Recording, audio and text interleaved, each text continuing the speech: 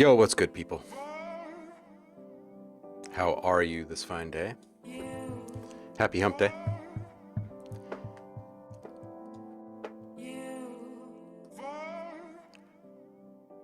This one is probably not going to be too terribly long. It's been a rather hectic 24 hours around here. And I've lost my fridge. So, there's that. So there's a lot of cleaning and got to get a new fridge in and all that stuff. Adulting, you know. Nate, I just listened to your messages. Saf, welcome back. Paul, welcome back. Heidi, welcome back. Ooh, sweet warm air on the island today. Very nice. Cicada loud, Maryland, huh? Is it sunny over there?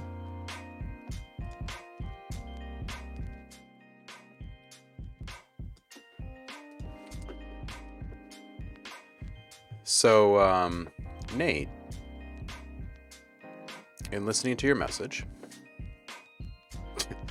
yeah, seriously, right after a big shopping trip, right?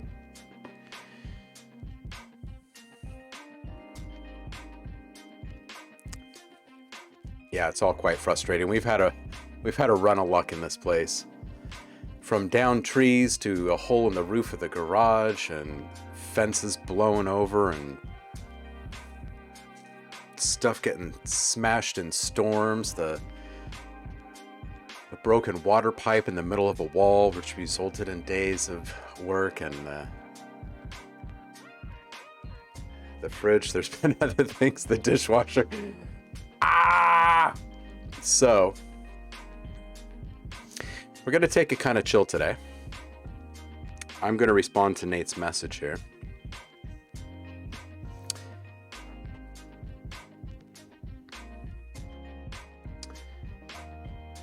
So Nate, what's up, Zamaris? How are you, man? Thank you, Heidi. I do appreciate that. So Nate, I want to talk through this with you. You got to get this done today, homie. You got to get this done today. Yeah. Can't sleep on opportunities, but you especially can't sleep on opportunities coming your way from friends. Because in this business,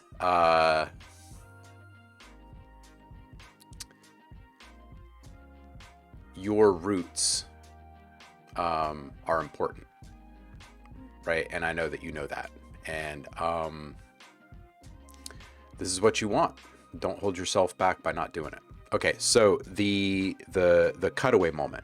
I really like your idea of building a pad and building the intensity and getting it to this point, and it's totally awesome to do the cutaway.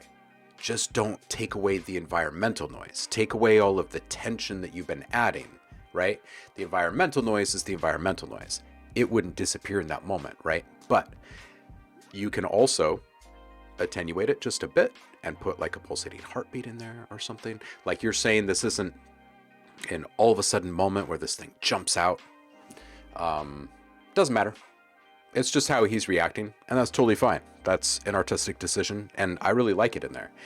You just got to figure out how to make that feel right. And I think that taking away the tension that you've been building in that moment is the way to do it. Not taking away everything. You know what I mean? If you were to take away everything, like if you were to go down to an empty space, I certainly wouldn't go to complete silence. It'd be more of like a vacuum, and there would have to be almost like this like reverse suck kind of, you know what I mean? I think that, because this guy's obviously seen battle, you know what I mean? Like he knows what's up. He knows what's up. He's on his way up to touch this freaking fire god thing, right? So he's been through some stuff.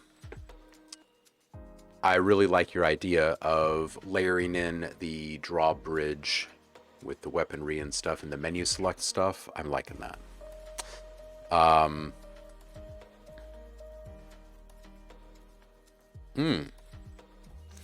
A nice grunt with a nice extended reverb. Yeah, so...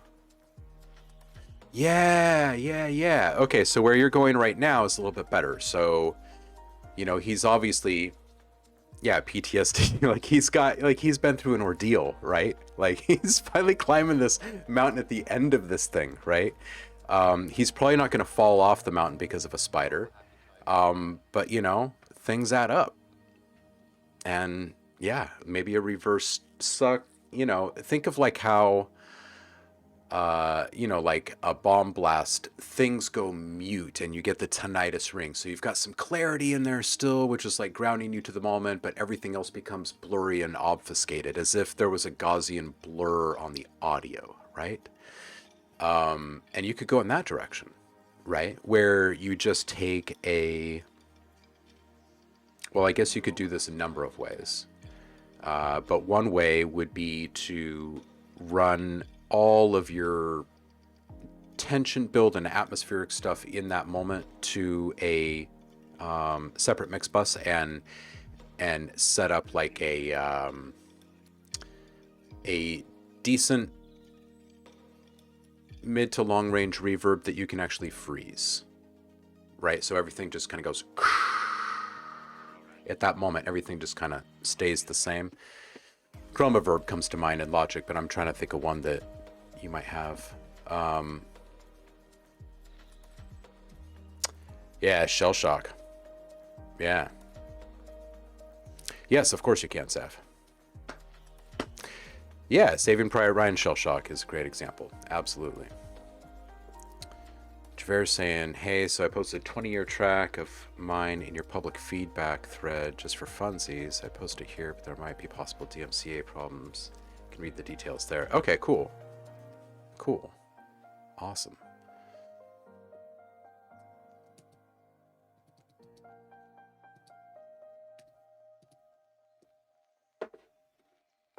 Was that like some kind of total eclipse of the heart kind of thing that was just happening there?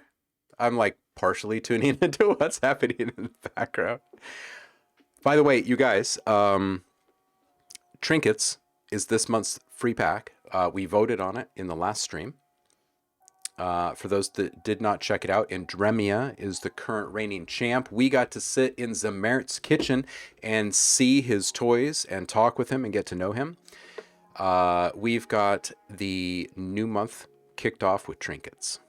So if you are currently subscribed, go hit the Discord, go into subscriber rewards, and download Trinkets. It's awesome. It's a very, very popular pack. Anything that you're inspired to make with it, bring it on in, submit it, have your chance to win awesome things. Everybody who submits something gets something. That's the way it works.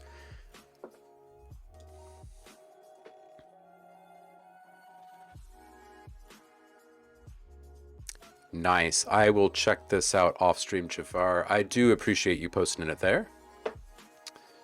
I currently have 0 strikes against me. I don't know who in here streams as well as lurks, but everybody received another email in this last week, basically saying, quite literally, go through all your VODs and take down anything with background music in it.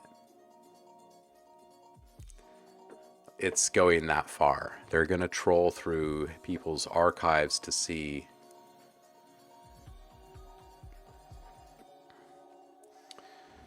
what they can sue people for. It's absolutely amazing to me. Composy, welcome. We had a premonition that you were going to arrive. Subvids. What's up, Zach? Cheers, brother. How are you, man?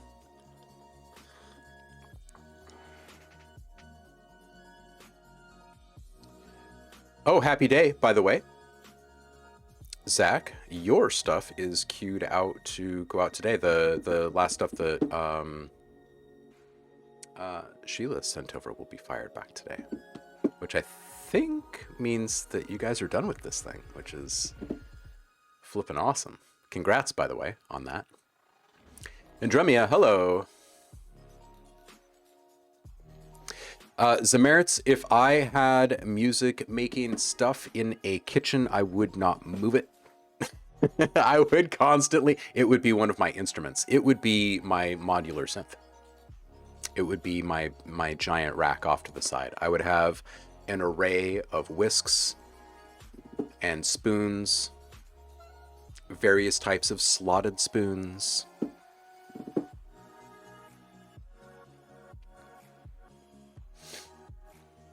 Master Spy Iggy is in the house. What's up, Tom? How are you, man?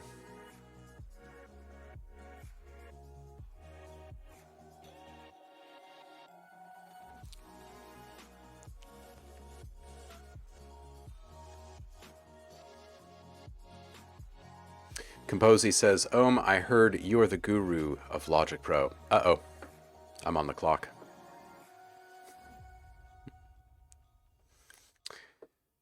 You have come to the right place, Composey.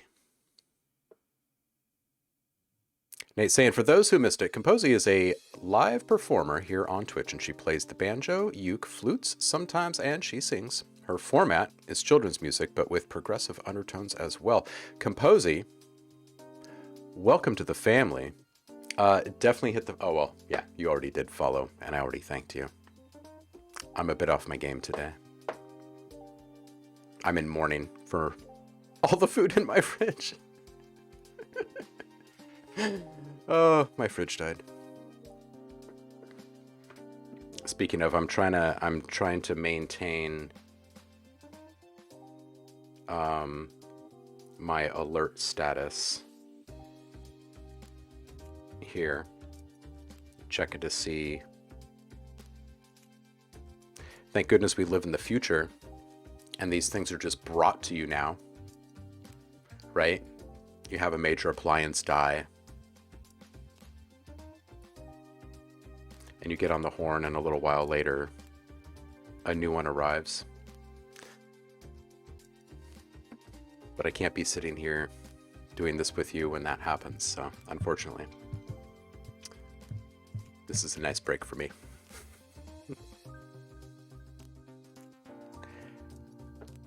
Oh, Paul, you are welcome for trinkets.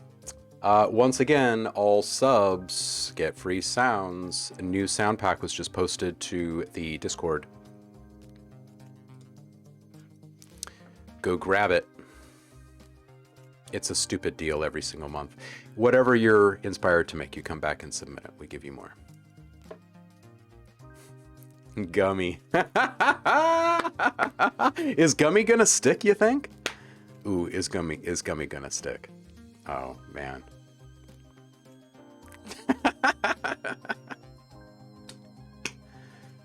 Oh, yeah, blender would get used a lot, Samaritans. Absolutely.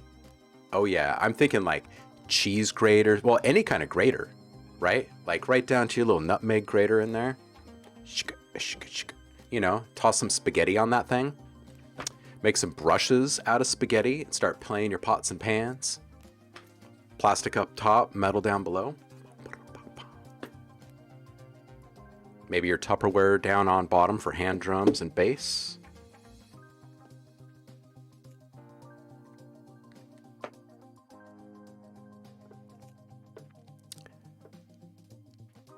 Okay, so Compose is brand new to Logic. All right.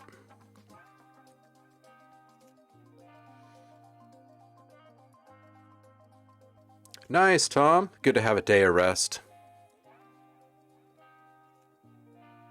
Jafar's saying, yeah, the rules are extremely ridiculous because the rules aren't there to get the artist more money. They're there to get the labels more money. Exactly. You know, they're going to lose it all. They're going to lose it all soon. All of it. I think that's why all of these desperation grabs right now, there's just no way anyone can convince me that they're not going to lose it all. There's too many ways for people to eliminate middlemen right now. Too many good communities starting.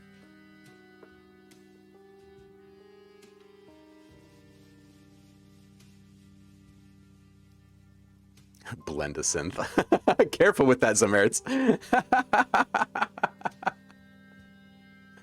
Oh.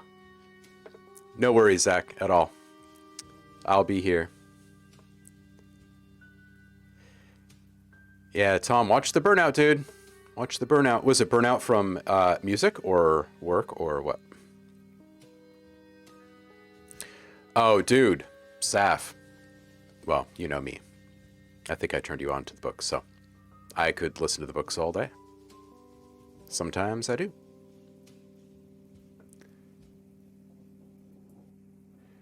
What is this? Paul's got a link for us here.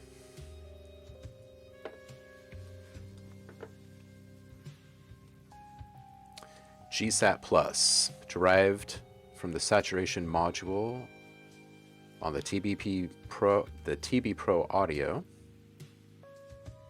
CS550 5501.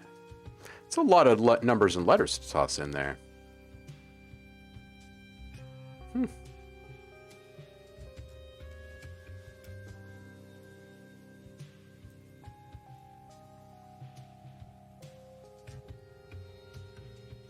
Incredible saturation algorithm, VU meters, clip protection, and oversampling.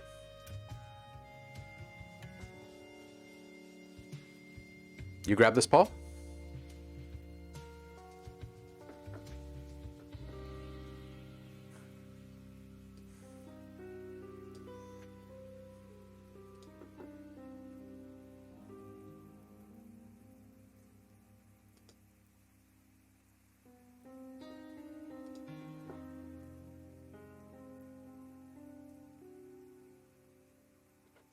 TB Pro.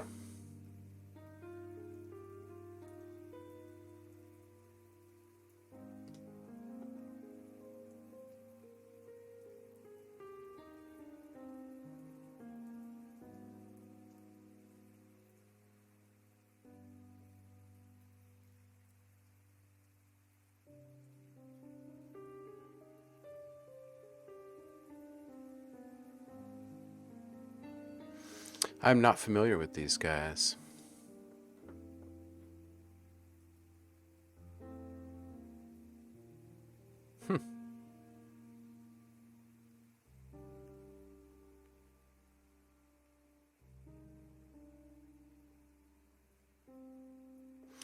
Volume matching, volume leveling, dynamic EQ. Is anybody using their stuff? I'm kind of curious. I might have to circle back and check these guys out.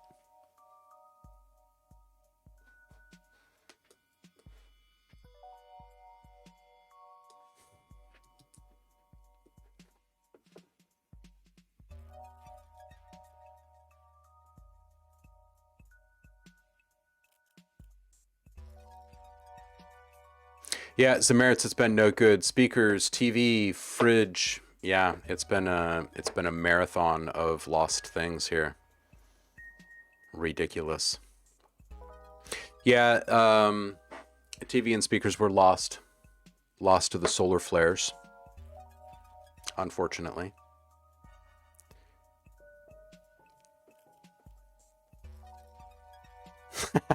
Jafar. There's a fridge delivering itself this very moment.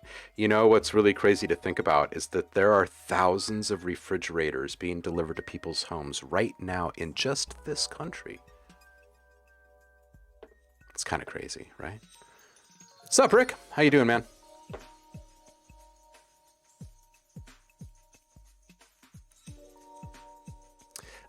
Tom, are you saying that you've loaded trinkets into a multi-sampler in Logic Pro?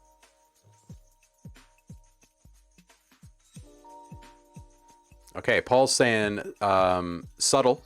The saturation is subtle in this freebie, but the interface gets 10 from 10, or 10 out of 10. So,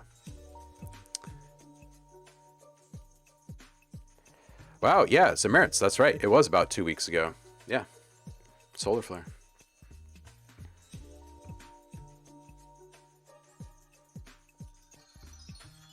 Chris needs the Omi Care Bear stare.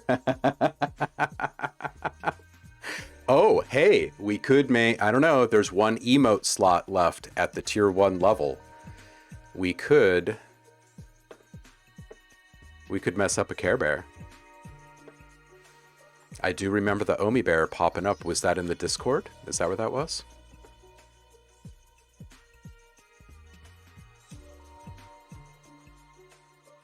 Ah, there it is. That's the one.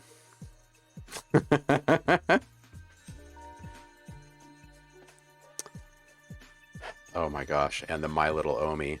Oh man.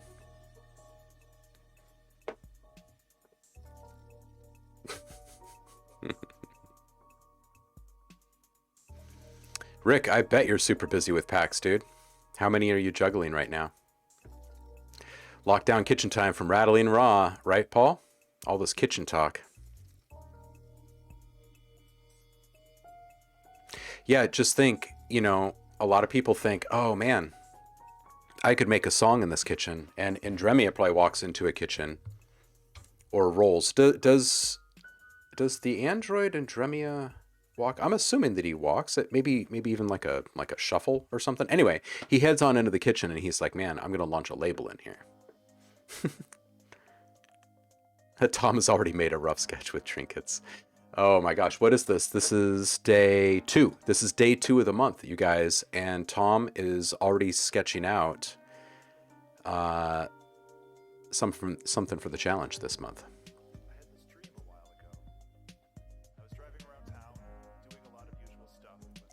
Ooh, Saf, nice. Got curry from a new ramen shop. Nice.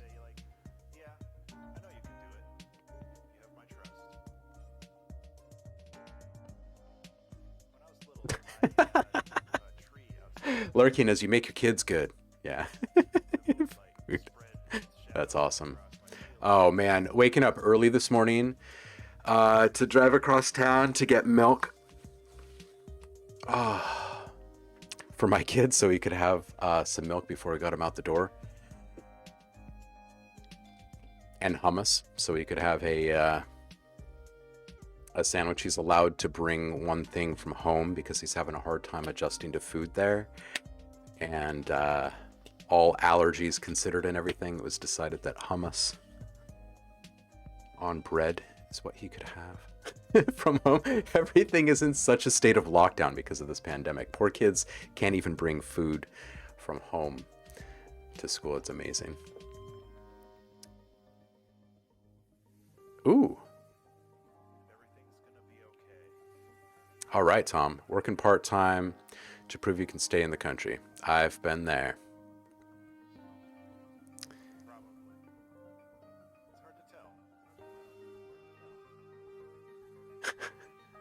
Heidi says, is something weird happening? Like I'm reading about third chakra stuff right now and had a strange thing happen where I got super angry. Well, is it just me? No, there's definitely some stuff going on. I think that everyone has been through enough that when little things happen, like little triggers, we're just ready. Saf, you were listening to the books before we even talked about them. Nice. See? Yeah. Man, freaking love it when I find other people that know about the books. If you guys are not listening to the books, go and listen to them. They're no longer around. They broke up years ago. But they're a fantastic duo. And I think about them all the time when I do collab projects with people that I've trained because that is how they started. Like it's a duo, and one of them is this guy that's, I don't know, maybe like 25 years older or something like that, and he was a college professor for the other guy, teaching music and composition. And they ended up hitting it off. The young guy is super into sampling. The older guy, the professor, is into, you know, orchestration and composition. And the two of them coming together was just kismet. It had to happen. It was great. I listen to them a lot still.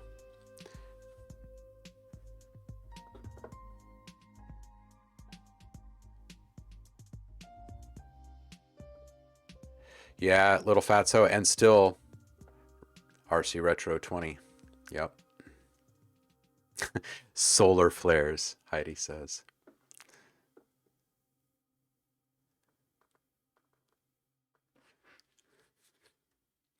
Smeritz is saying, speaking of saturation, picked up a beautiful sounding tube space delay pedal yesterday at the back and bottom of a locked cabinet in a music store. It's looking unloved. Sounds great. Dude, I like that. I like that. Man, I can't wait for things to open back up again so I can just, like, start up a stream on my phone and walk into a shop with you guys. Buy a couple of toys.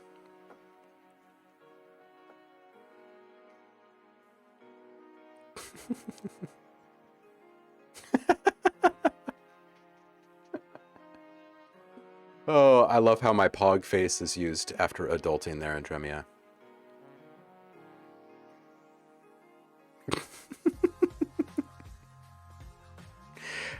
Oh, I'm almost caught up on the chat.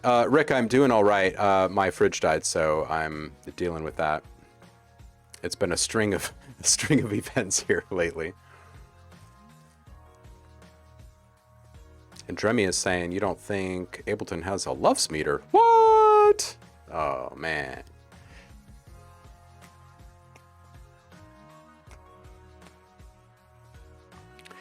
Yeah, Samir, it's the milk for the kiddo is currently sitting in between the remnants of cold stuff in the freezer while I wait for the new fridge to arrive.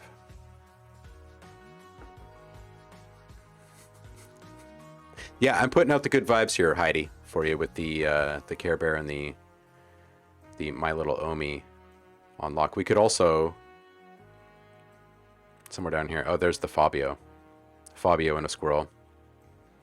I wonder what this is doing to us subliminally, watching these things together. Let's see what happens if you stare at the screen for a while.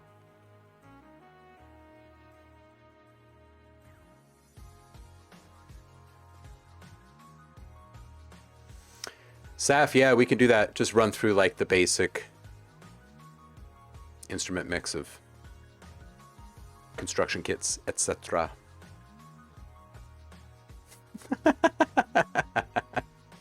Oh, Paul, nice emote there. Rick says, just finished Skyrim, comes out Saturday, then taking some time out for a couple of weeks to finish the new studio build. Yeah, dude, I'm so excited for you. That's awesome. And Andremia walks. Composi says, I'm sorry to hear your fridge died. Our basement flooded this weekend, and it totally threw my game off for streaming as well. Yeah, I hear you. You know, seriously, we had the busted pipes in the walls. I was going through the laundry list earlier. The hole in the roof, the broken fence twice. We've had a lot of storms. Like, wind storms have become a thing. It's like 90s in the spring here. Yeah, stuff is just changing. Stuff is just changing. Things are falling. Branches, trees, appliances are dying.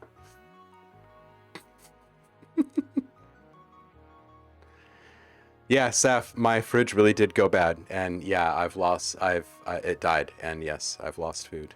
Yep. Yeah.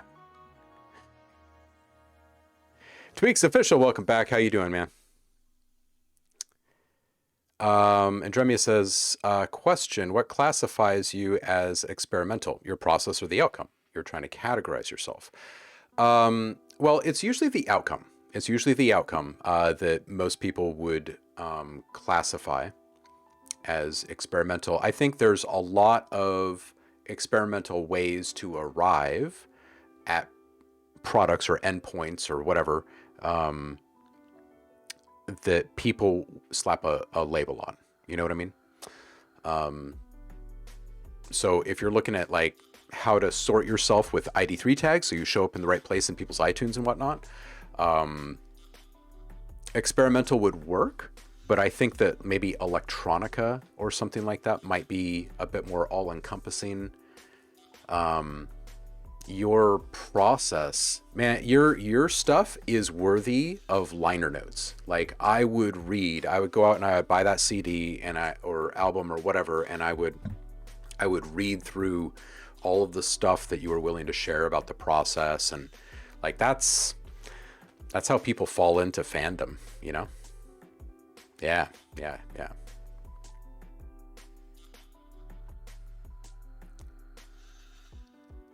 Oh, Paul. Hardware studio is under the kitchen. Water leak from the fridge came down near your very expensive preamps. Lucky they were okay. Oh, man. Tom says, I've sent a new track I'm working on with trinkets. It's on sub feedback. Okay, cool. Tom is motivated. Feeling it this month. It is day 2 of the month, you guys. He's already going. Yeah, store tours, right? Right, Samaritans? Yeah, I've got some fun ideas for when things are like when we're allowed to actually walk around again, like freely. Cardiac Records is here. What's up, Anthony? How you doing, man?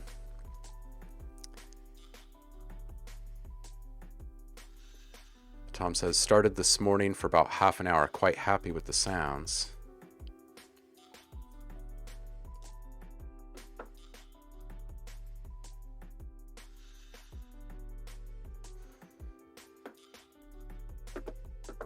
Let me come over here, hit pause on this.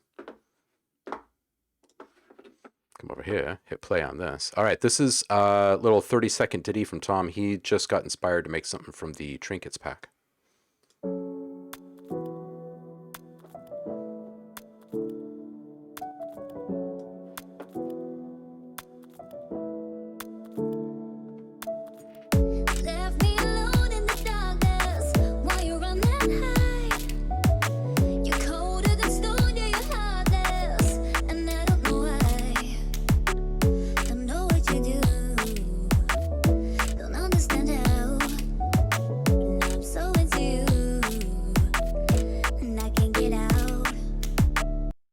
Man, I love hearing what where people go as soon as they start to hear Foley.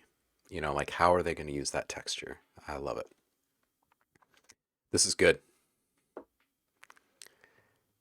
Quite happy with the sounds. Yeah, you should be. This is sounding great, dude. Took photos of the store. We'll post. Oh yeah, do yeah. And of your new toy too, Zamerits. I'd love to start seeing some pictures of people's stuff. You know what? Let's make that an ongoing project. If you have toys that you like to play with, take a picture and send them on through. This could also be a cool thread to have inside the Discord. Like, take a picture of something that you want sound sampled from, right? Or something like that, right? Something along the lines of the idea of image equals sound. You know, just see something, thinking, ooh, this would be a cool sound. Grab it with your phone. Then we go make it happen. We should have a room on the Discord where people just post random recordings from when they're out and about in the world, you guys. Daily clips. And we'll just go in there and grab random ones and have fun with them. Let's do this. Let's do this. I'm going to make a channel right now.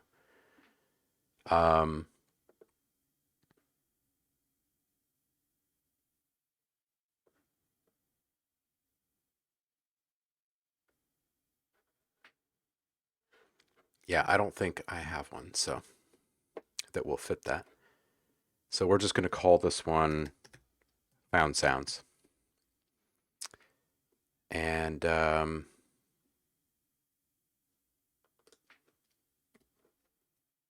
not a private channel. Cool.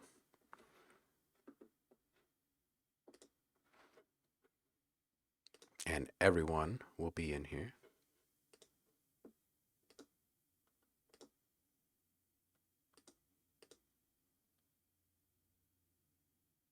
Yes. Well, they made that easier. That's nice.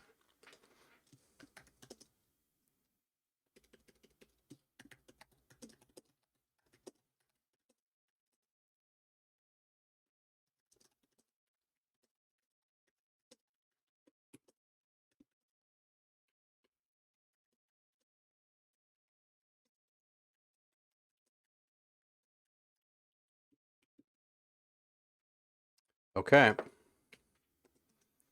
This just says record the world around you and then post the sounds here. We will use these sounds in live streams together. Save changes. Okay, so you now have a place to post these. I think this would be awesome. Javar says, is the fridge making any weird sounds? Can you sample or is it just dead? No, it's not making any weird sounds. In fact, it is just this quiet little... It's just... Yeah, we're all stumped. None of the normal stuff. It just died. It just said, I've had enough.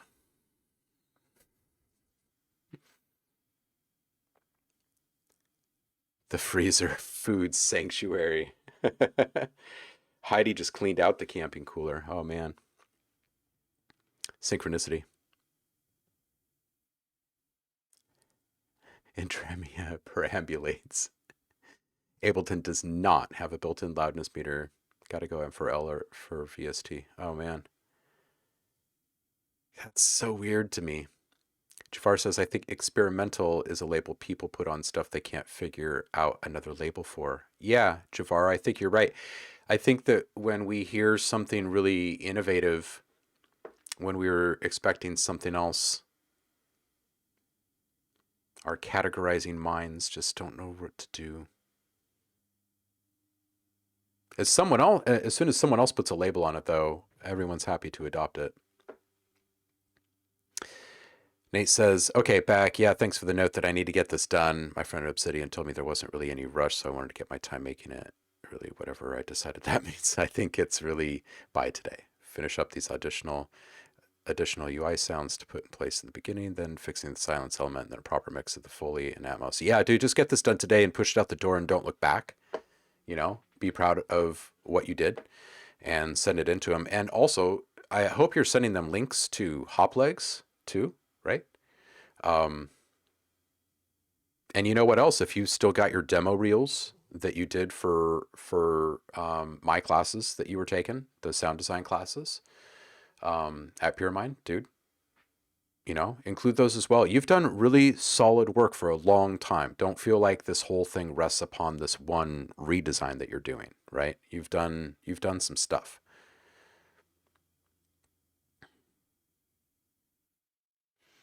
I know you won't miss this train, Nate. You got this. Just mental. The experimental label bought from the back of Rolling Stone mag. Saf says, I think experimental is a process of exploring things you would have never thought of, and by defining a unique time of process of doing things, or kind of process of doing things. Right, right. Yeah, I think that's fair. I think doing things in a different way is experimental enough, right? Because as soon as you say experimental, then what is everything else?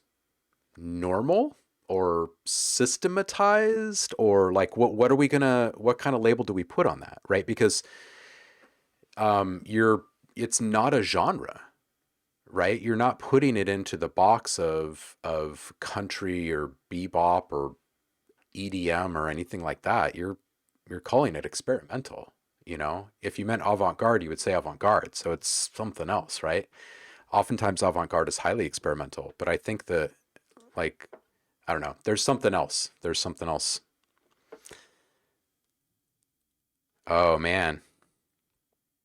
The new 22-year-old pedal, it's military grade, lovely warmth. Oh dude, this looks awesome.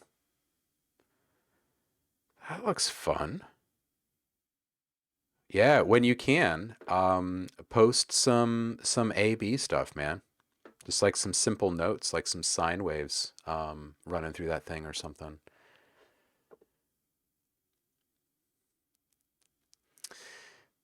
Heidi says, good reminder to pack your freezer's unused space with containers of ice.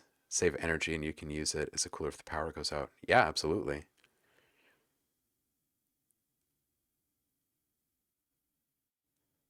Ooh, monthly release is out. Congrats, Anthony.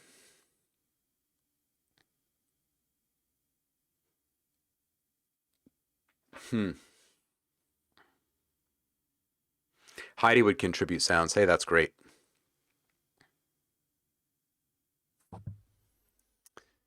We should all sample our fridges and send them in. That's a great idea. Already used ours in an ambient stream a few weeks ago. You know, we've got some fridge sounds. If you go back through subscriber reward sounds, I can't remember when everyone joined the community, but um, there are some ambient sounds that were spun out of freezer and fridge, I believe. Also, you know, that's a good reminder that we do have the community sounds up here, and you guys are free to send stuff in to me, and I will get them posted to the community library there that we are building. And same with all of the found sound stuff that you guys send through. If you want that added to the community sound drive, I will do that. Speaking of quiet, I'd like to sample the ambience of a library. You know what, Andremia? I think it may have been Soundmorph and somebody else actually. Someone else did this, but anyway, they've put together massive libraries of like gigs and gigs of ambience from the quietest places. That's pretty good. Paul says recorded 30 of cicadas for Damien today. Ooh, nice, nice. Sick portal sounds out of a fridge, absolutely. A sideways fridge might make a good performance desk or a synth stand. Ooh, Zamerits, yeah. Ooh, yeah. Nice, nice, nice. What would those sound effects be? Oh man. Table out, MIDI 3.0. So in about 40 years or so, I can't wait to get my hands on MIDI 2.0. I've been saying it for like 20 years.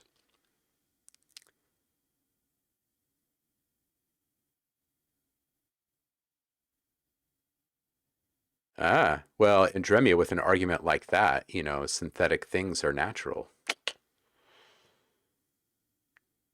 Paul, I will check the inbox and play with those. Ooh, Tom is familiar with the Black Star pedal. And you just got.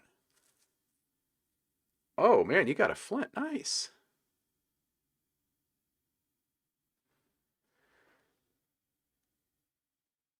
Ooh, Tom is asking if Heidi's got some meditation bowls or something. Hmm.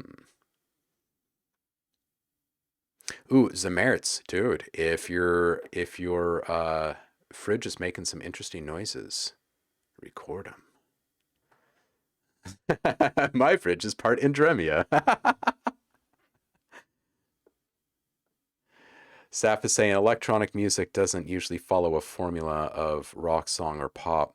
Yeah, you know, it's interesting. You do every once in a while see someone dip into that, like even in the techno world, and it's like, it sounds really out of place here. I think in electronics, so much of the, you know, you've got free form and you've got the ABAB, AB, ABCA, whatever, or uh, BABCA, but you don't often see the. It's true. I think people would rather hear a drop than a chorus on the floor. Is that right nowadays? Is that kind of where we've gotten? Tom says my fridge makes amazing beats. Javar is saying, for me, when I think of experimental, it's usually a self-created catch-all apply in relation to something I'm hearing that just sounds like pure noise, but that's just because I don't have a reference point for what I'm hearing. Hmm. Yeah. Well said. Um, and about noise, like I love taking noise, all sorts of different types of noise, and using them as modulators, as little sidechain triggers. Um, I love using it as like an FM source to add just a little bit of grit and character to um, carrier waves, right? Yeah, I love noise. I love playing with noise. Atmospheres.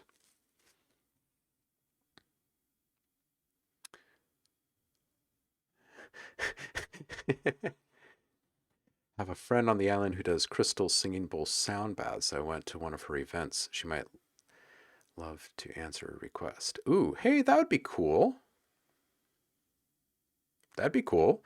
Get some sounds from her. We'll send you back to her with a nice little meditation track or something. New album name: Synthetic Naturality. Naturality.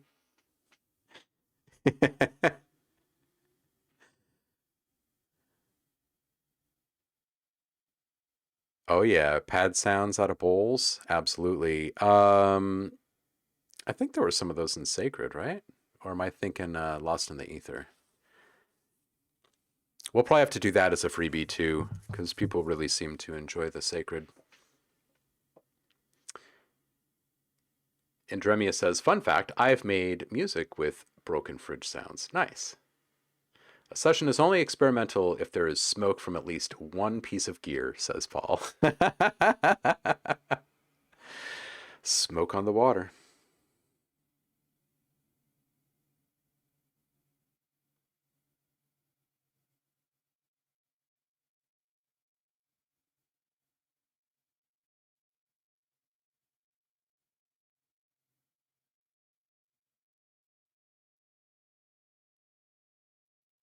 Okay. So at some point, I'm about to get a phone call, apparently, for the scheduling of said refrigerator delivery. Andremia says, I'm not afraid. I'm from the future. I like that.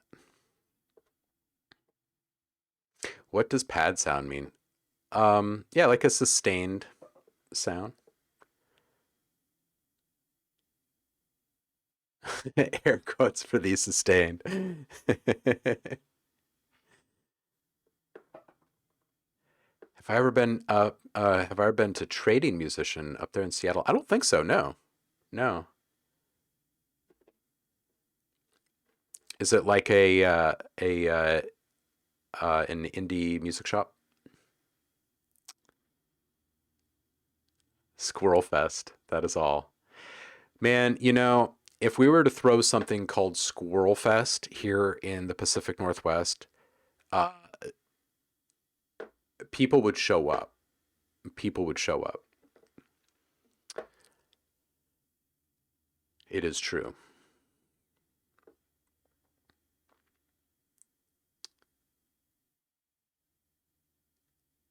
Man, I've really got to get to some Nick's Garage streams. Man, hey, I made it to the bottom of the chat. I made it to the bottom of the chat. I did it. It took a little while. There's a pedal called the Flying Squirrel from your friends in the UK. Ooh, love the squirrel thing. Trading Musician is your go-to used music gear shop. They actually treat musicians really well. It's run by a guy that will only accept applications that are handwritten on paper. It's great. That's awesome. That's great.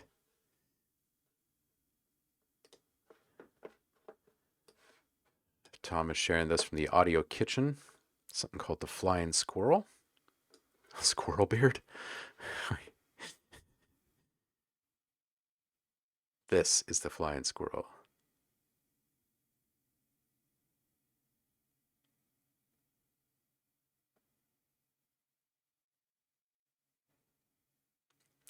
The Flying Squirrel, TFS. It's big and it will not slot onto your micro flyboard, I'm afraid, but that was never its objective. The impetus was to create the biggest sounding, richest, fruitiest, most syrupy, decadently harmonic drive and fuzz pedal I could deliver. Okay. This is not an earbuds pedal. It's a big monitors turned up loud pedal. The go-to when others leave you bereft of inspiration. A catalyst to propagate an idea from just a germ into blossom. Someone is very passionate about their drive. I love that. I love how gritty this thing looks.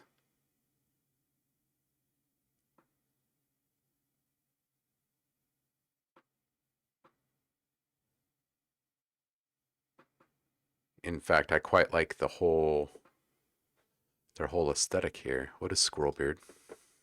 Let's find out. Ooh, and this is is that the petal? Oh no, that's the big bees.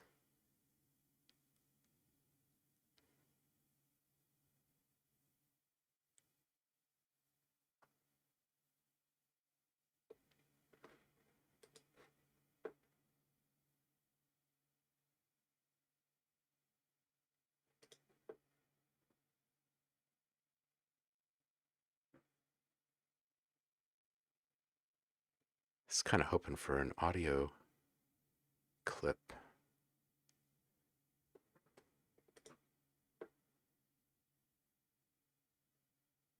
The scrollizer.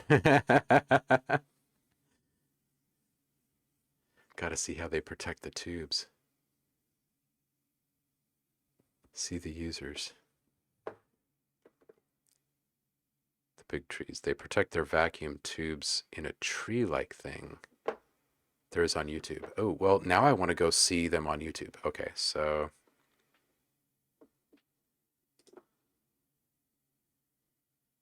And you said also look at the users.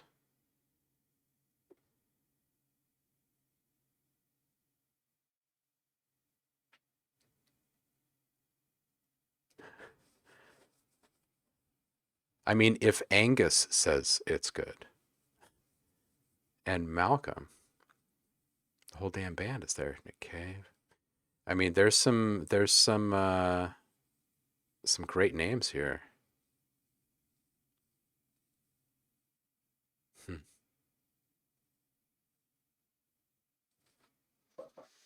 Steve Albini came up in conversation about Nirvana and Damien's stream this morning, I saw. Huh.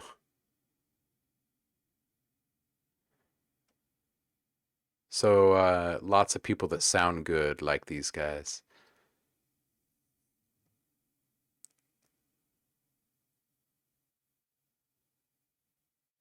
All right.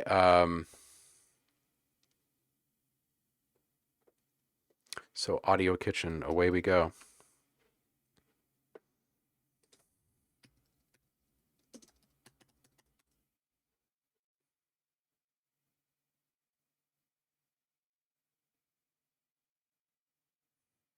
Fake elastic trees?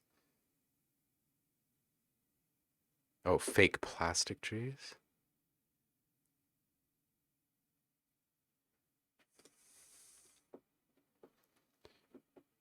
Small trees. Flying squirrel. Was it the flying squirrel? Is that what it was?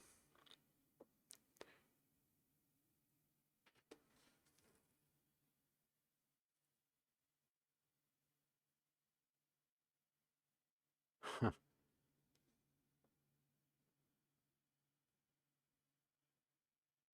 Hey, what's up, Zev? How you doing, Will? I owe you a call, homie. It's been a crazy 24 hours. I was scrambling all day yesterday. Fridge is dying in the process. Been just dealing with some stuff. But I have good news for you, homie. So we will chat. I want to check out some of the squirrel stuff.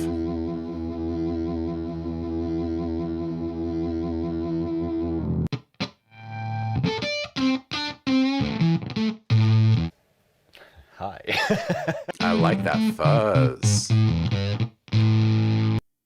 So here it is. This is the Flying Squirrel. It is based on the preamp of the Little Squirrel amp, which was designed for Alan Moulder. Lots of people have asked, could you make it as a pedal? On this pedal, there isn't an amp function because the EL84 is in the preamp. We've got Les here today. He's going to play some guitar and I'm going to twiddle some knobs and make some noise.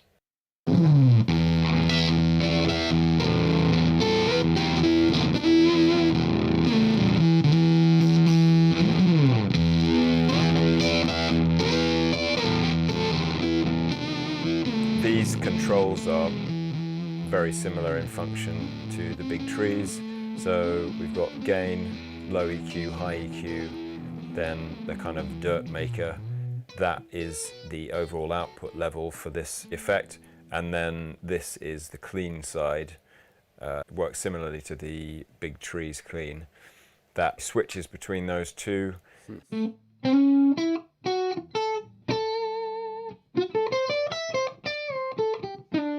These switches, they pertain to the EL84, and that's what makes all the squirrely stuff happen.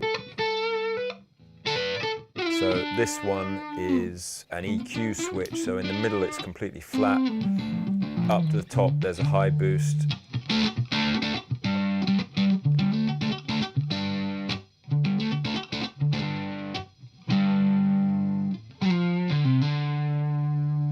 Down the bottom, that's low boost.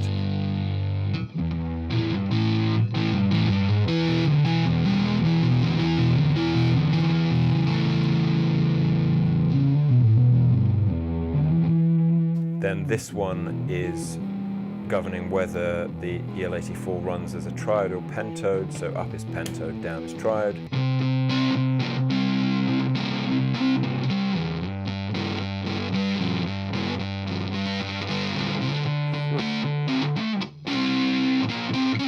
And this switch is another gain.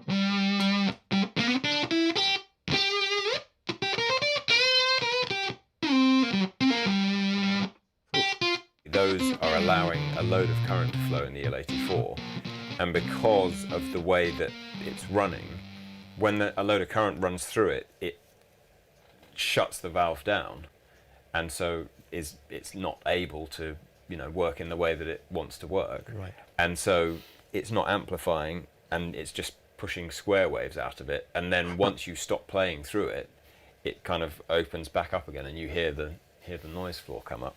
Yeah, I just love that kind of crushed, compressed, like, ah!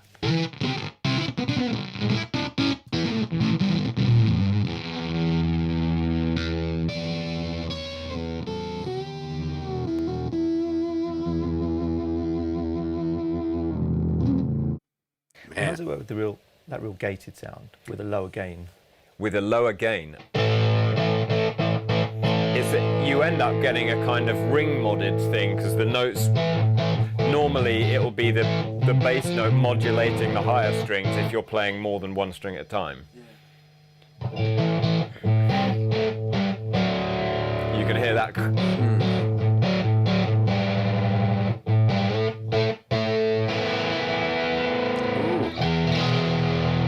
And that's interesting, actually. Man, so it's actually allowing those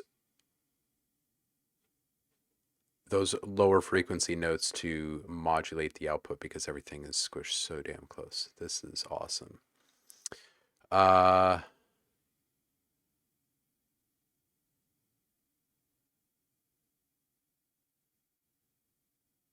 Fake plastic trees. Yeah, that's why it sounds familiar. That's the genius behind the pedal. He designs all amps from scratch and doesn't follow traditional amp building techniques. Yeah, I love it too, Andremia. And I agree, Will. This sounds flippin' great. Dude, Saf, seriously,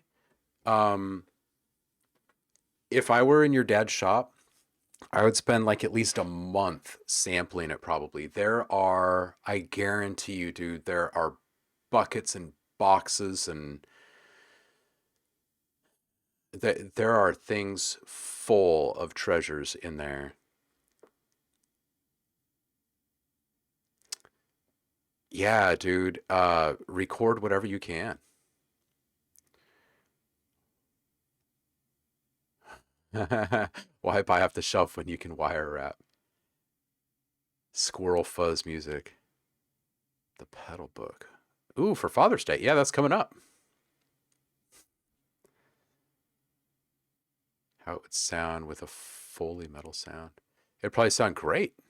I love this. I love this distortion.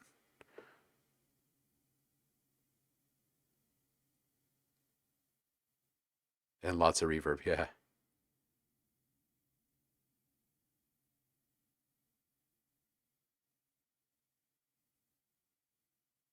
Yeah, yeah. So these are handcrafted with love kind of things, right? $1,000, yeah, and painted, of course. Oh man.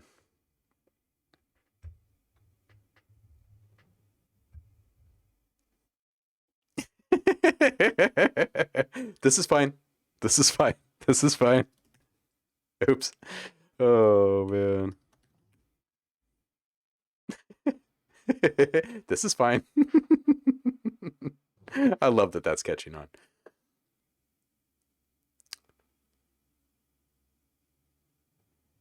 Yeah, so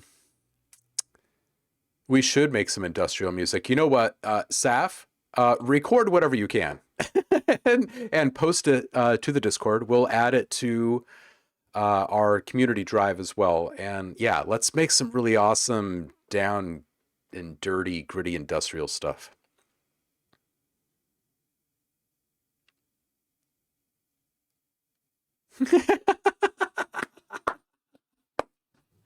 Oh, Paul. Ears are so bad that everything just kind of feels like this. I want to check out the fake plastic trees here. It's been a while. This guy looks like my buddy Daniel here. Who would absolutely love these pedals too. This is the fake plastic trees. It's a design which started off about 3 years ago, and at the outset my idea was to try and get the feel of an amp into a pedal. Now, I know every pedal manufacturer pretty much has said that about one of their pedals at one time or another, but what motivated that was, in the early days of making the big trees, I dropped one to Judah Bauer at Venue, and he plugged it straight into his live rig, and he said immediately, well, that feels like an amp. And that was what I wanted to try and get into the fake plastic trees. You'll be able to hear in the next couple of minutes whether you think it sounds like an amp. The feel thing is going to be up to you when you get to try it. But I think it sounds good, and it definitely feels good. So, says the man who knows his stuff sounds great. yeah, enjoy it.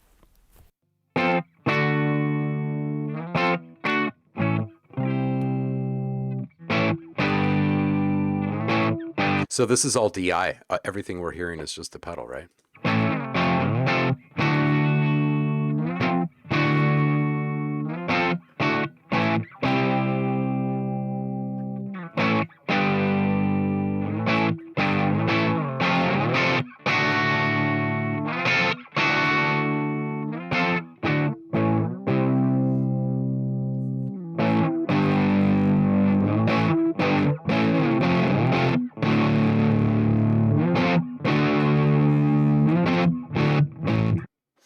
That's awesome. That's awesome.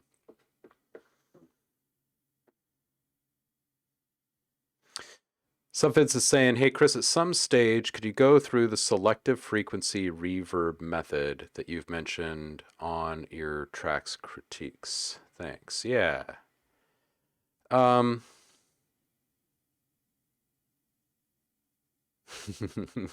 Guitar, guitar, guitar, guitar, lamp, guitar. That's awesome. Yeah, right, Tom? Yeah, he knows. He says this very calmly. You can use your own ears and judge for yourself. All right, so Subvids is asking for us to go through the selective frequency reverb method that you've mentioned on tracks critiques. So you're talking about how to properly EQ the reverb as well as selecting the reverb?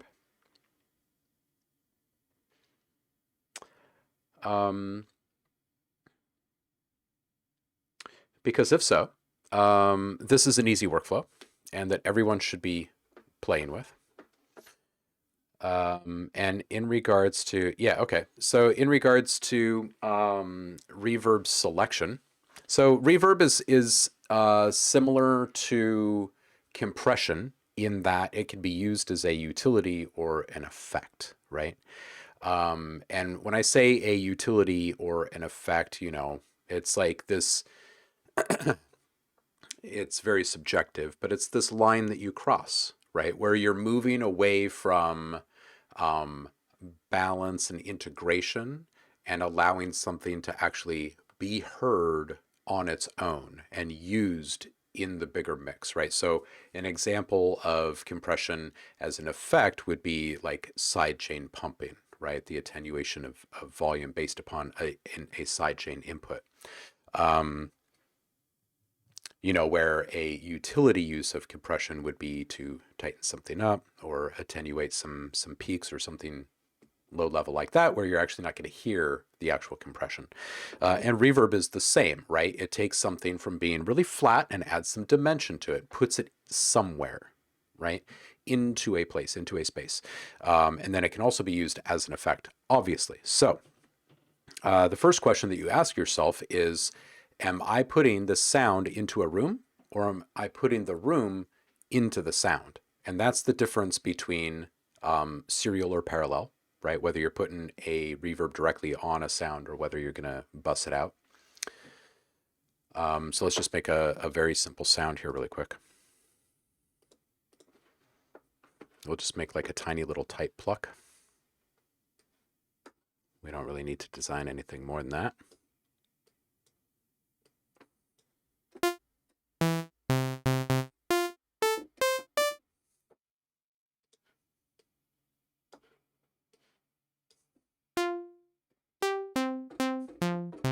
Okay, so we've got a simple sound. And if we put a reverb on there, and this could be any kind of reverb, you have the option. Are you going to put it in series directly on the track, or are you going to put it off to the side on a parallel track? So if you're wanting to protect the integrity of the original sound and have it be heard, and then also have it be put into a space, then put that reverb on a parallel track. And if you want it to be married to the sound, then put it on the track. The next thing you should do is just listen to it, because every reverb is actually different. So eliminate your dry signal and then start flipping through options, and start with small and go to big, because it's hard to go back from big into small. It's hard. And just to give you an idea of just how varied these things can be, let's go into small. We'll start with like maybe just some plates.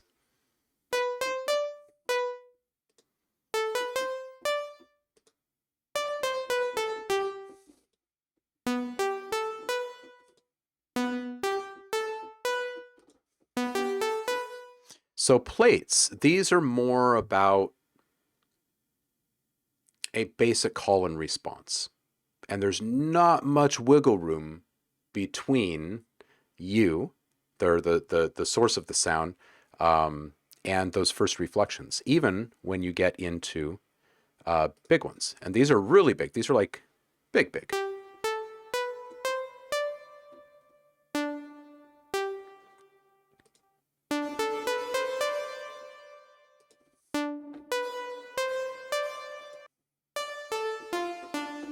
So you'll hear quite clearly that the distinction between each one is not really about character. It's more about how things are resolving and the reaction time and stuff. Okay, now let's listen to the spring. Okay, so plate, flat, spring.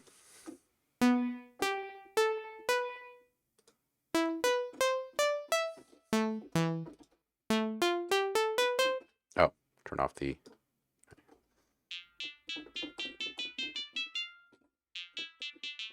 Here, let me move this over, because when I put this onto a bus, it won't be resetting constantly. This will be much easier.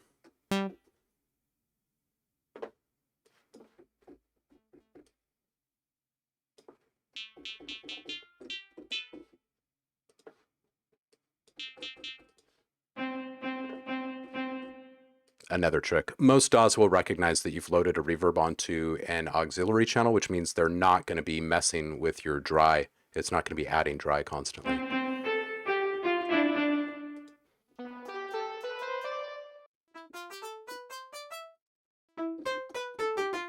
Okay, so kind of the inverse of what we were talking about before with the plate. This one is there's a difference in character from each one, not necessarily how the resolve and all of that is changing.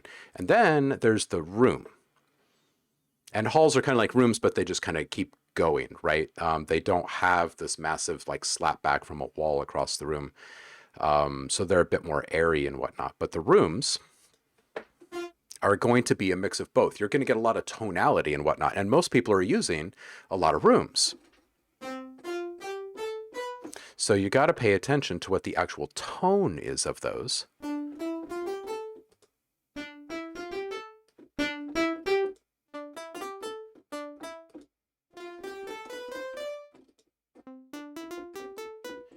And once you get into larger spaces, you can actually hear so much more of this information being disclosed. So sometimes it's even better to go really big and then dial everything back because you can actually hear the tone of things.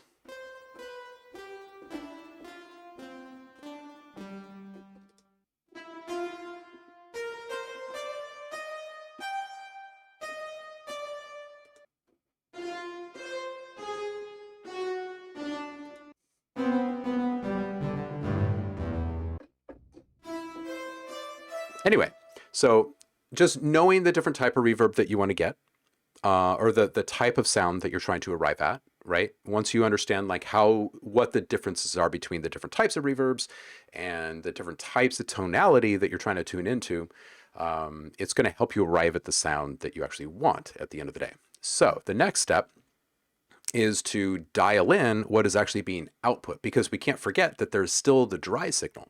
This whole time we've just been listening to the wet. So we bring back up the dry.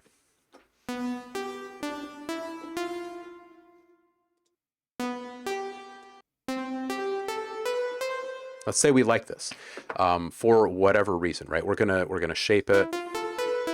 We're gonna add just the right amount of pre-delay. Maybe there's a little math involved in that. Maybe there isn't. You're gonna get it all dialed in perfectly.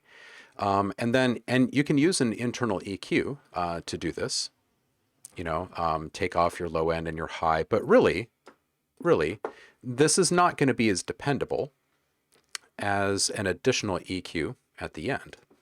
One, just because the knees, the decibel per octave curve that the EQs are running on inside of reverbs are not always known. You're not visually seeing frequencies active.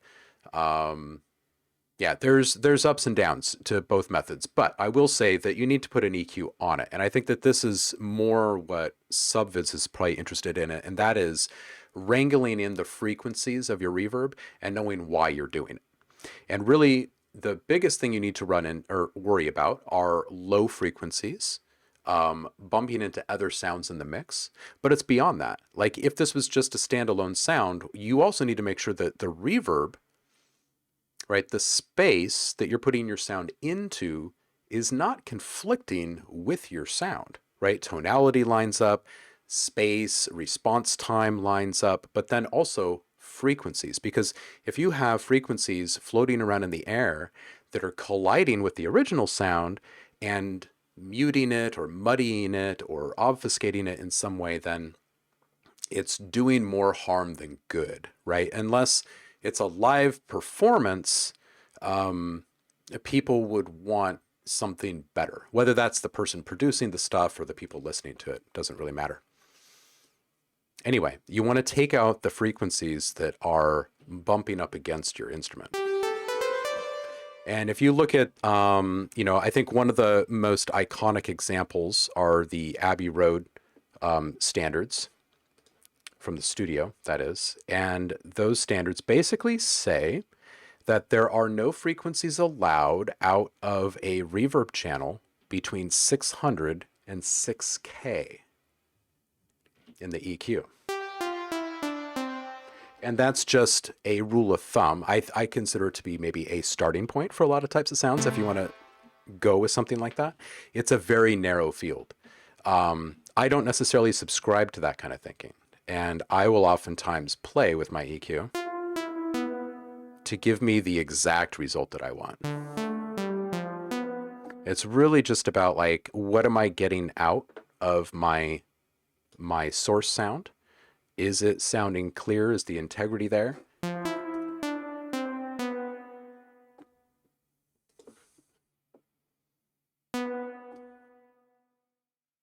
Know, for instance, that if you increase the size of a reverb, the tone of it drops.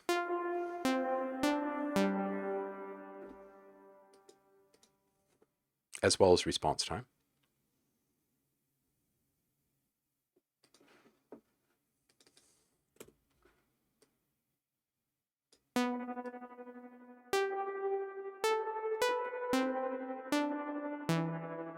So for instance, if you wanted to put some kind of modulation effect on the reverb, then you might want to restrain or constrain the frequency output of that reverb in a slightly different position than you would normally, because you're going to want to draw more attention to it, right?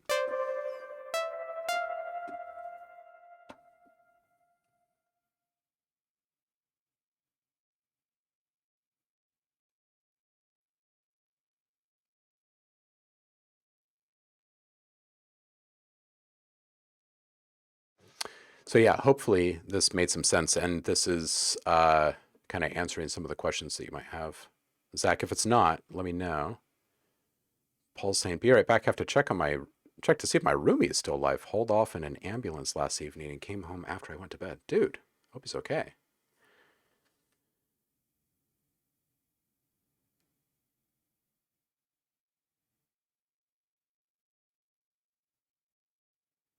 Yep, foyer is a thing. Vestibule. Foyer. It's so funny when well played, Samir says. When enunciated here, it's so funny because there's like a class distinction. It's like the difference between vase and vase. A vase is a vase that's worth a lot of money.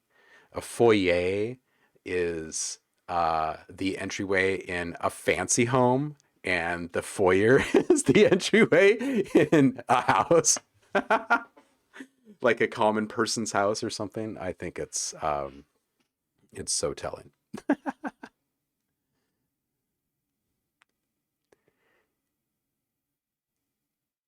Oh, dude, Paul, I'm glad he's okay. A nut allergy, though, that's super scary.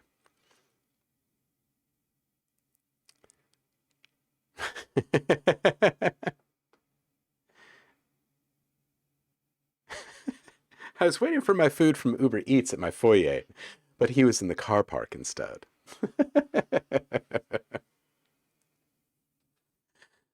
Oh, man.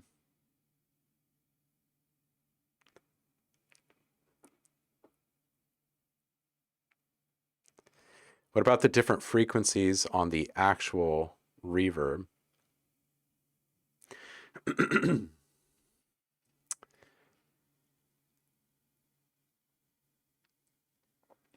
Yeah, so this EQ that I'm playing with here is on just the reverb.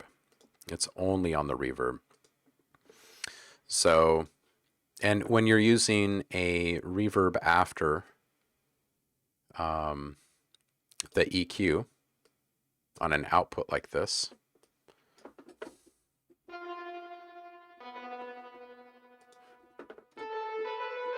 it just gives you total control, because you can control the shape of the slope in the EQ.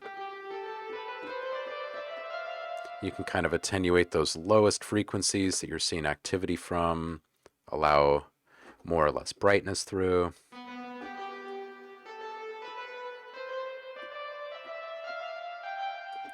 And if there is something you want to accent, you can do it ever so gently and rather precisely.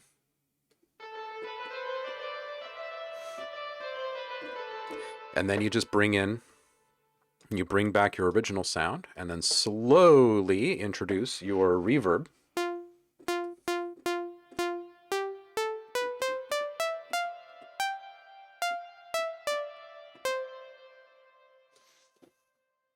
And voila, right?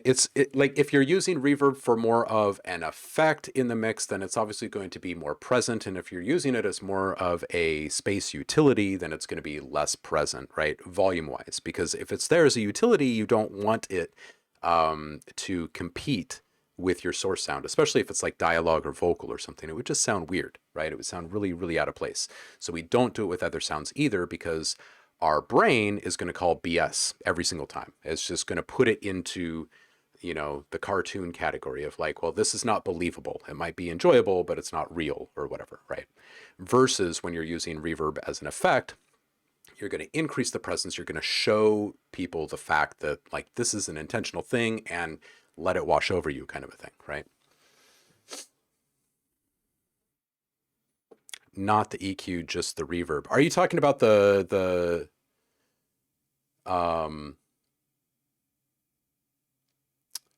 like analyzing the tonality of the different reverbs themselves? Is that what you're speaking to?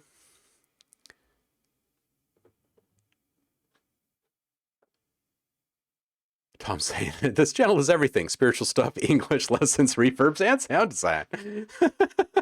Don't forget the music. Alex is in the house. What's up, Vapor Palms? Welcome back. How are you? Mezzanine, half floor, and a wonderful Massive Attack album at the same time. Absolutely.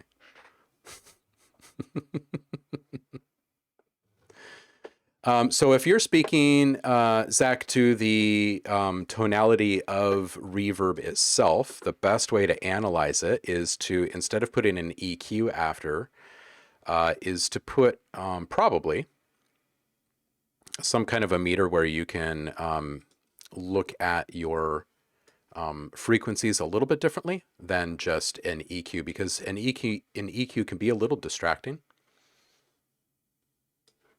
in you know what's being presented.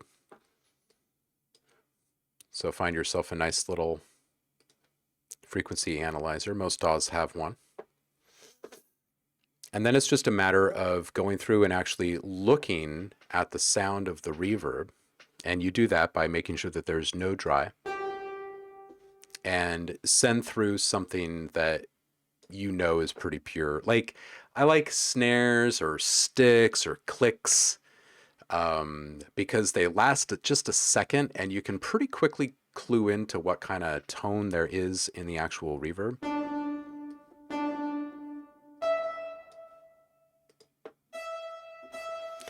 But I mean, just looking between these two,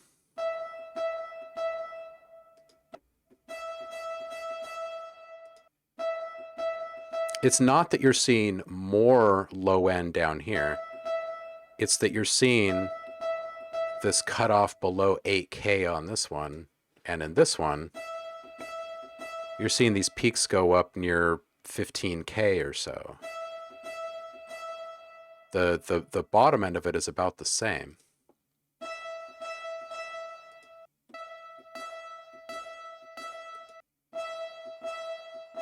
But you can kind of see, when you're looking at an analyzer like this, you can kind of see these different rates and like these different curves of the overall profile, and it'll clue you into, you know, the frequency response, or like the tonal character of the actual reverb. Fab filter reverb, you can focus on specific frequencies.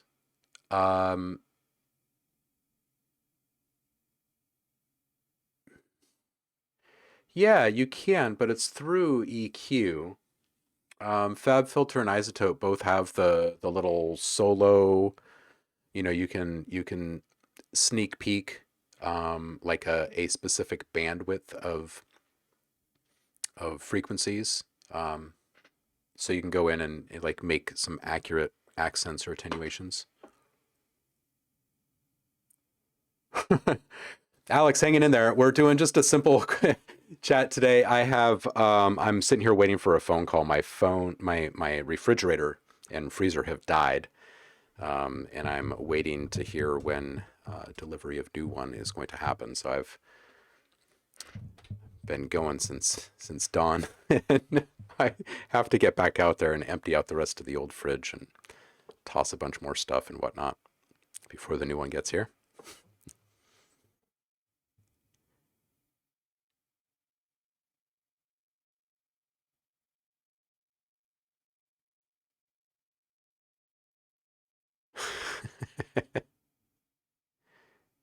Saf, yeah, definitely do post a bunch of those sounds to the Discord, dude. It'll be fun to play with. I love shop sounds. Absolutely. What's the advantage of not having a working fridge, Tom? Heidi says pizza night. Someone cannot make a prank call anymore and make that joke.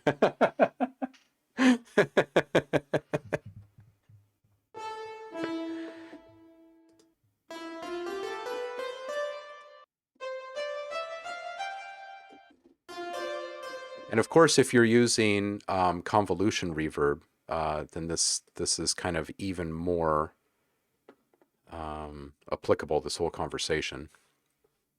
Here's chromaverb. So in this tool, you're kind of starting from the same place, shape-wise and everything.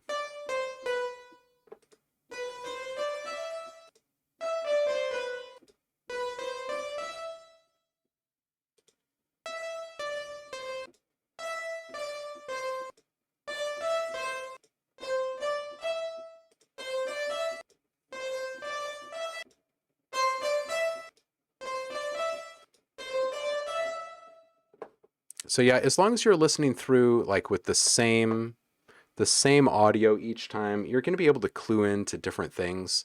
But the easiest way to hear it on its own is just set it on its own track, set it to entirely wet. I like using an analyzer if I'm having a hard time like tuning into specific frequency ranges. And a lot of EQs are going to give you different options. Like once you find a reverb that you like, many will actually give you the option for frequency control, right? Like filter frequency control. So you can do very specific shaping things.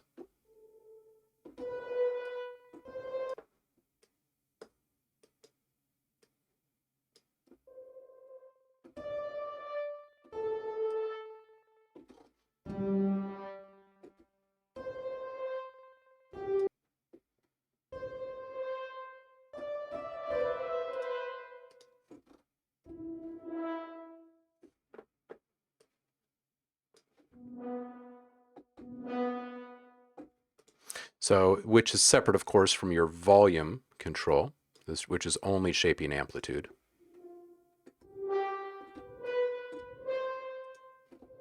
And then there's the output EQ, which is what shapes the output. Your main gate.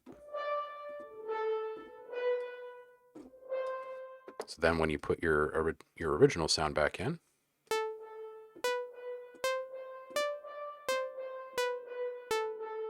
you're only ever hearing what you shaped instead of the entirety of the damn thing. Is any of this touching on what you were hoping to touch on, Zach? Is your refrigerator running? No, it's dead, which makes you a jerk for asking. What would you do if you were prank calling someone and they're like seriously in mourning for their fridge that just died? Yeah, right, Alex? Yeah, we've had a run of really annoying bad luck things that have popped up here over the last couple of weeks. Just freaking time consuming and a hassle.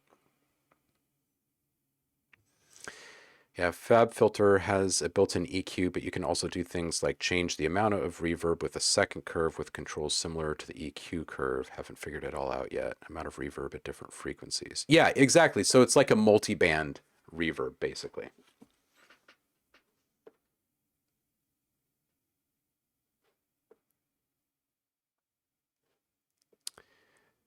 Tom says, weird that I've never used an EQ on a reverb. Should do it more. Yeah, Tom, it is the quickest way to clarity. It's one of the quickest ways to reclaim lost power, like mid-range power in a track that you're struggling to find some oomph from. Because a lot of that suck that ends up happening there in a mix can be directly attributed to these kind of free floating ethereal bits of frequency floating around in a mix, right? That just they're just colliding. They're just constantly colliding.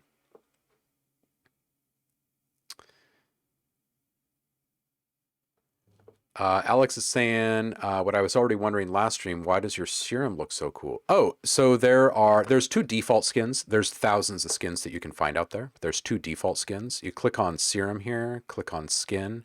If you go back to default, it'll switch back to the original. Prometheum is the other official skin. It was adopted. It was a fan skin at one point. And then if you like it, just go back in there and then set current as default, and then boom, you are done. Oh, yeah. Paul brings up a good point. And Tom doesn't know this because he's new to the OhmLab community, but, oh, and our Savage isn't working.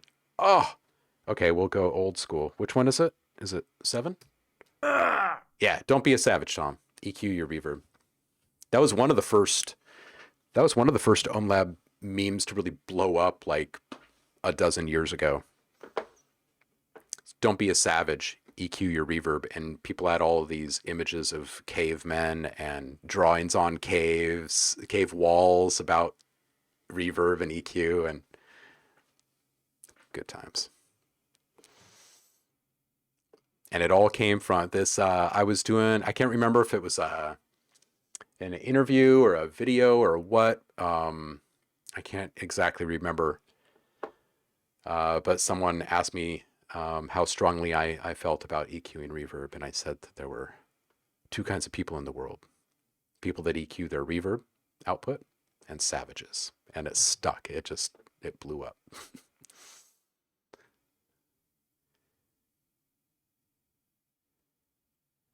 Paul says, I thought the original idea was to use a spectral processor and send some of the channels to reverb.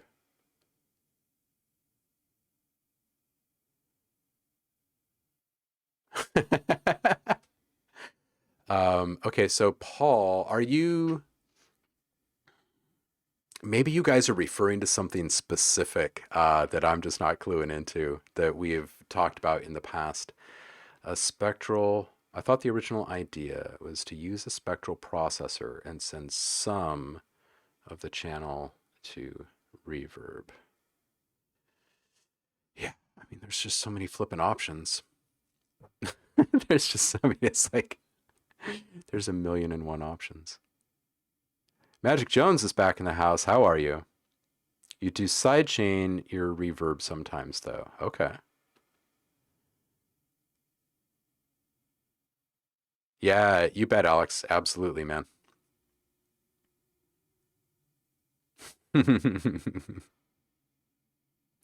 Yeah, it is a rabbit hole, isn't it, Paul? The skins. Yeah, for sure.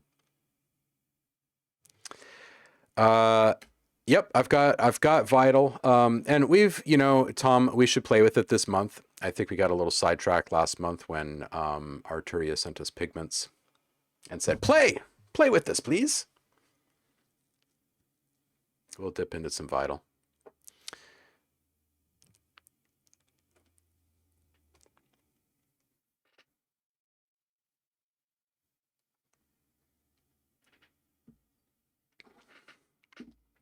In fact, Vapor Palms here is one of the guys from Ghost Hack, and they are jumping into the Vital game. They've got a couple coming up soon. Keep an eye out for that. They're always delivering top shelf stuff. You started to use it, and it's so damn flexible. Yeah, right? I think everything from here on out is either going to be uber flexible or an emulation of something that is the antithesis of that.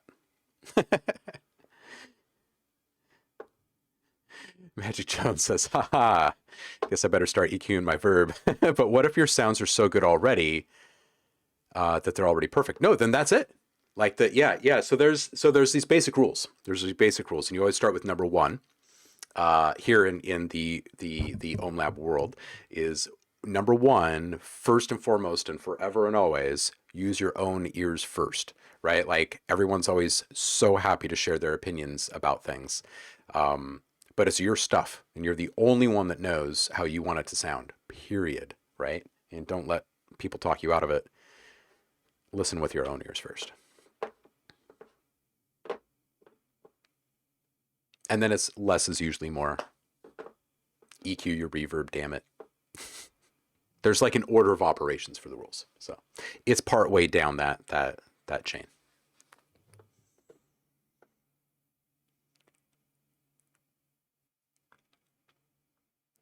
Tom says, I have 4 envelopes connected to one filter and it has a format shifting too.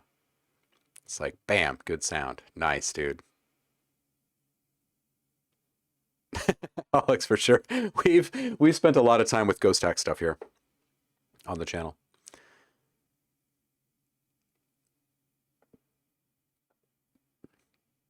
Yeah, totally. Yeah.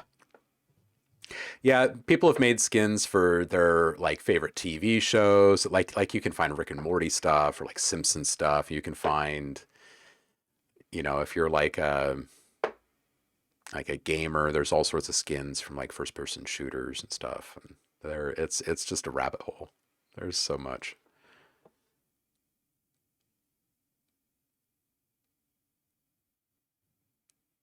Oh, is Anthracite no longer up? You might be able to find some of the stuff via Reddit threads because a lot of the stuff was shared in different directions. So some of that stuff might still be floating out there.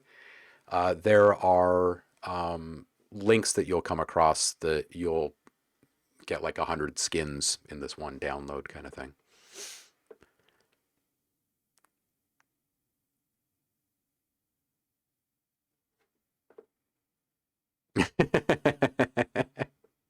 You're so great, Mr. OhmLab. Nah, I do EQ my verb when needed, which is almost always. Yeah, right? Zelda too. Yeah, I can't forget Zelda. Absolutely. Sign Out is in the house. What's up, brother? Parkour. When people care more about the look of their synth than the sound that come out of it. Yeah, right? Some people get a synth like that and they're like, ooh, these sounds that the synth has are awesome. And then they put skins on it and it's just like skin and preset.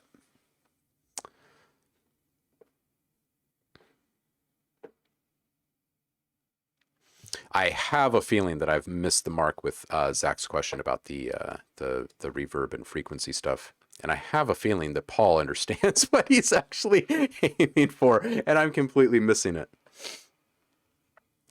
Lurk well work, nice.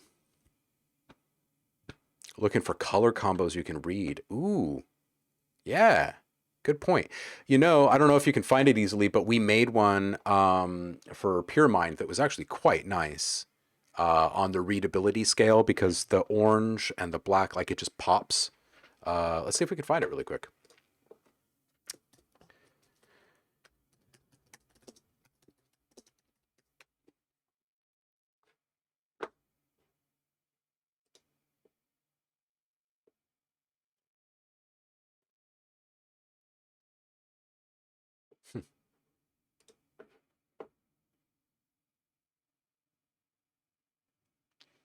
Actually, I don't see it around anymore. Maybe I'll find it and send it to you. It's a good one. Very readable.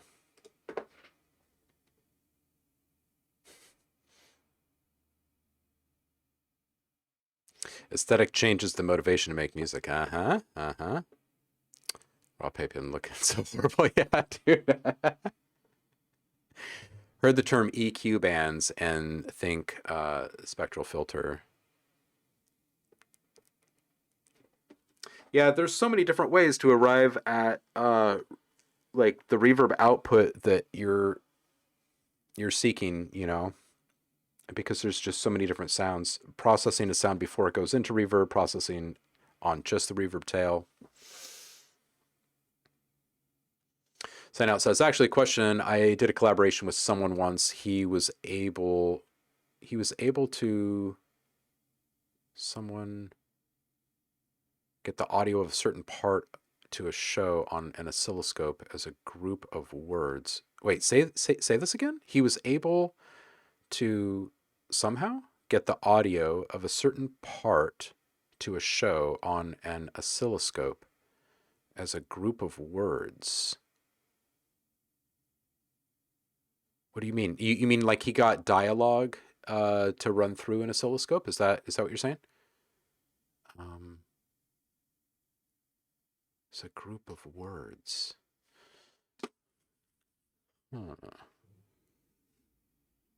I think I'd have to see.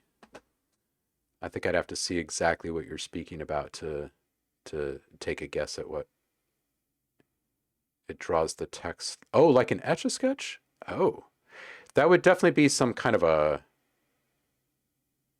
Yeah, it would definitely be some kind of like a specialty plugin of some kind. Let's see here.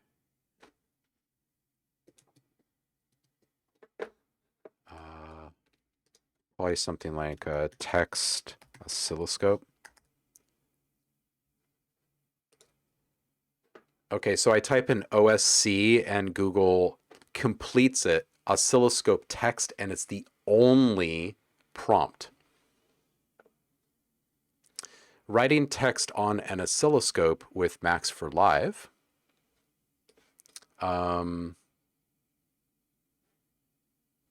Using an Arduino to draw pictures on an oscilloscope.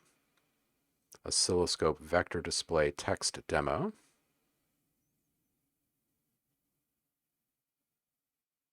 I'm wondering how it relates to the sound being run through it. So there was a sound that showed up as a word on the oscilloscope. I never thought to ask him how it was done. Javar says that'd be hard on a traditional scope because the waveform won't go backwards, of course, but it's supposed to work on soft scopes. Yeah.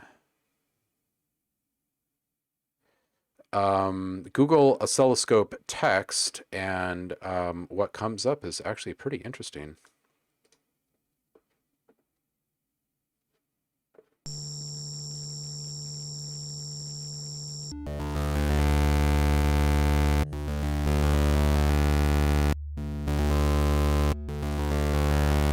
Oh, he's typing over here.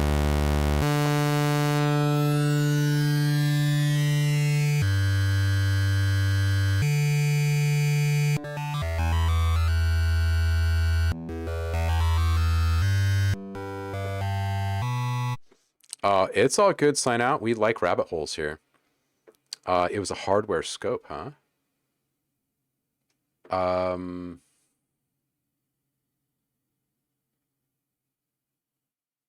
Yeah, I'm not sure what exactly we're seeing here. If this is an overlaid image, let's look at this for a second.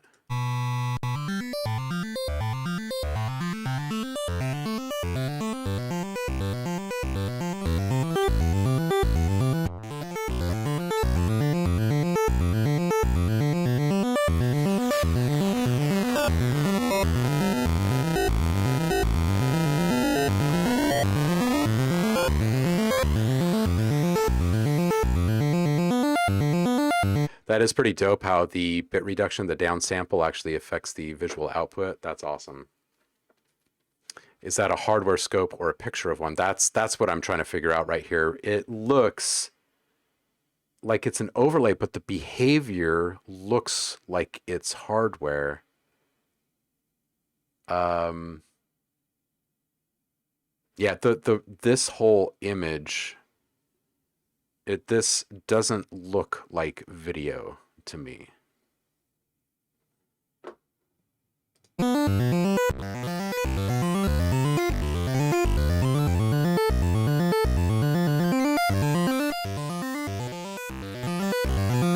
Well, except for I can see noise. I can see noise in it.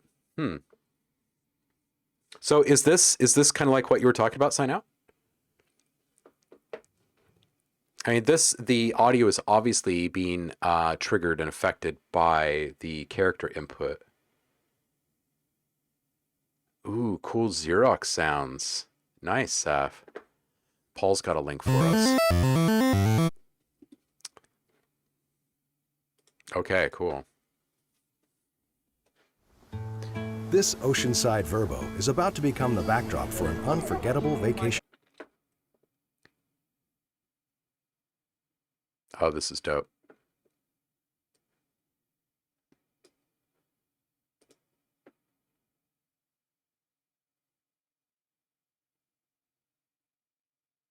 Yeah, that's legit. And you know, the noise on this one looks to be about the same as in the other video. So maybe the other one was legit hardware. I just couldn't see any reflection on the screen or anything.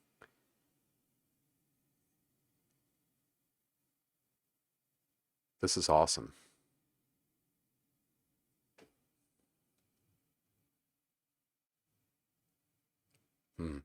That's really neat.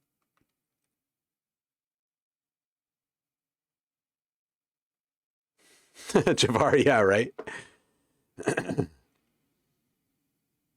Yeah, I mean, I remember the ones sitting on the on the shelves in the lab when I was in high school that were, I mean, they were straight from Intel, and they were, or I mean, Tektronix, and they were, I don't think capable.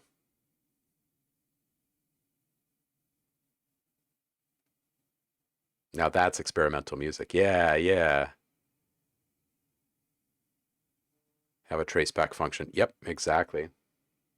Exactly.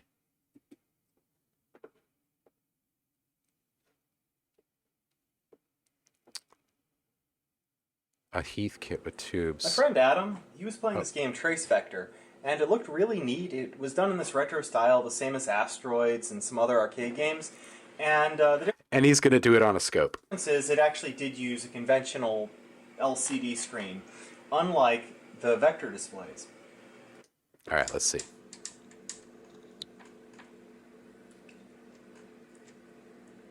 And there. Let's try to get this recentered again. Gotta love geekery on the interwebs. Basically a non-contact mechanism of input.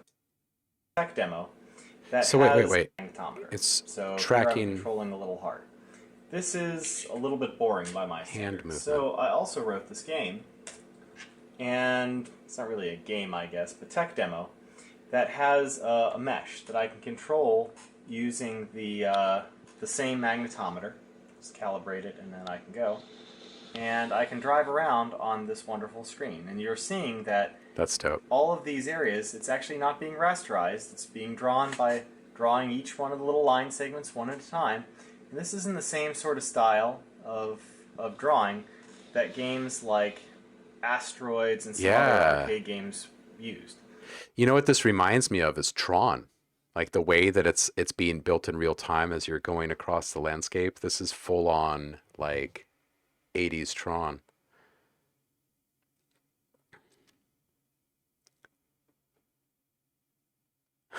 Paul could probably talk for months about scopes, huh?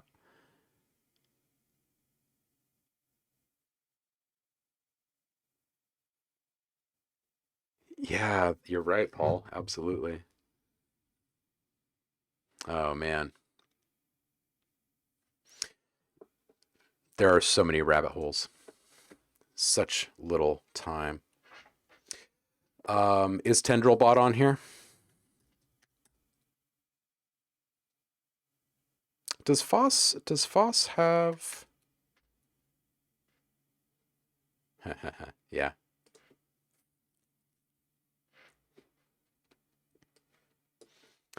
We have got to get Foss on the show and start swapping some sounds.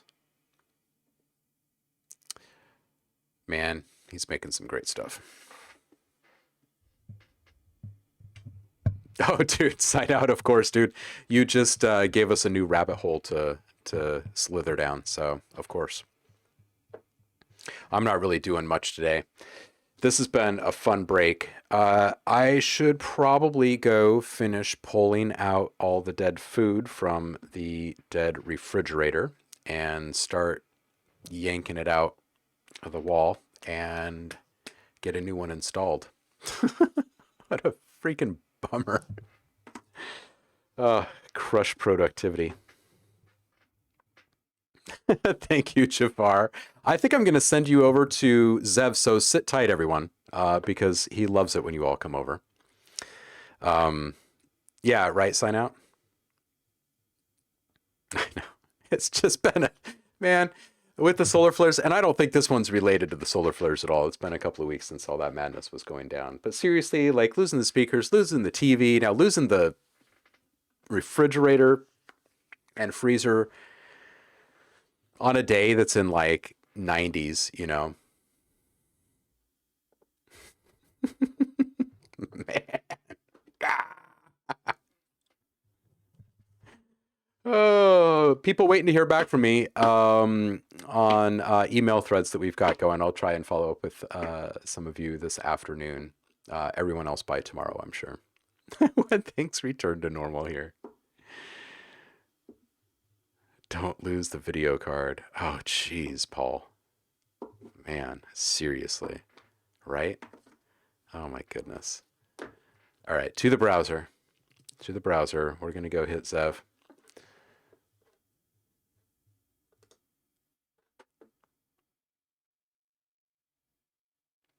Oh, and Paul, I did get the cicadas, by the way. These are cicadas from Paul's place.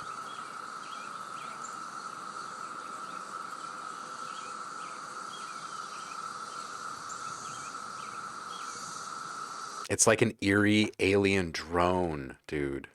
It's just kind of wild. Just kind of wild. All right, let's see here. Let's find Zev.